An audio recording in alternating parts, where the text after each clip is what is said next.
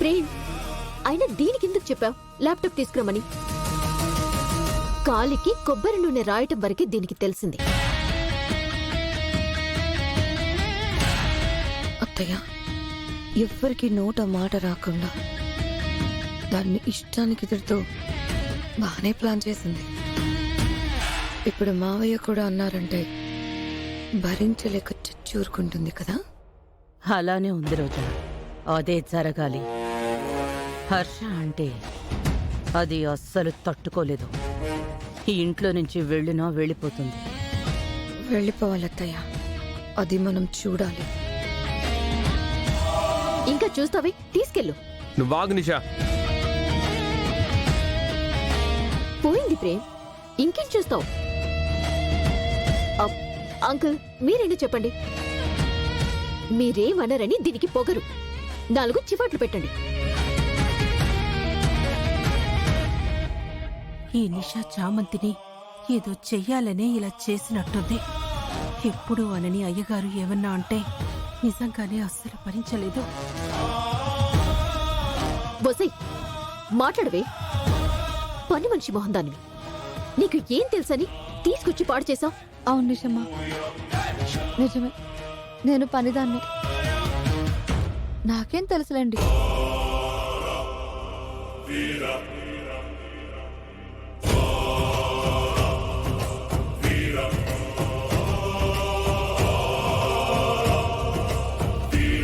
ఏంటి ఇది?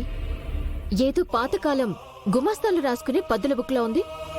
కరెక్ట్గా చెప్పారు నిజమ్మా. పాతకాలం గుమాస్తా లెక్కలే ఇవన్నీ. మీరందరూ డిజిటల్ అని వాటిని వీటినే నమ్ముతారేమో, కానీ ఇవి ఎప్పుడైనా ఇలాగే హ్యాండ్ ఇస్తాయని నాకు ఎప్పుడూ అనిపించేది. అందుకే ఎందుకైనా మంచిదని ప్రతిరోజు జరిగే లావాదేవీలన్నీ ఈ గుమాస్తా ఇందులో రాసింది.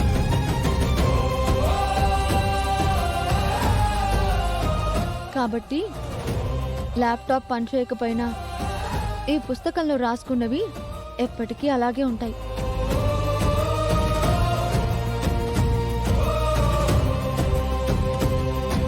ప్రేమ్ బాబు, మీకు కావాల్సింది మొత్తం అందులోనే ఉంది. మీరేం టెన్షన్ పడక్కర్లేదు. నువ్వు గ్రేట్ చామంతి.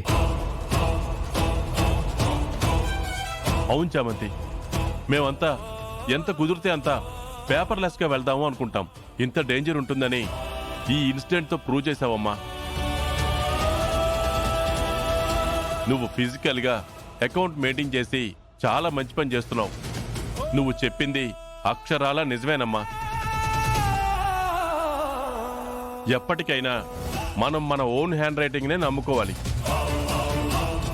ఈ డిజిటల్ మనకి ఎప్పుడైనా హ్యాండ్ ఇవ్వచ్చు.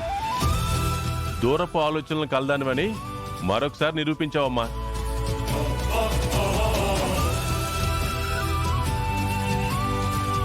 ఇదేంటత్తయ్య, ఏం చేసినా చివరికి దీనికే ప్రశంసల జల్లులు కురుస్తున్నాయి. అలా చేస్తున్నారు మరి. అబ్బో, ఈవిడేదో తెగపొడి చేసినట్టు.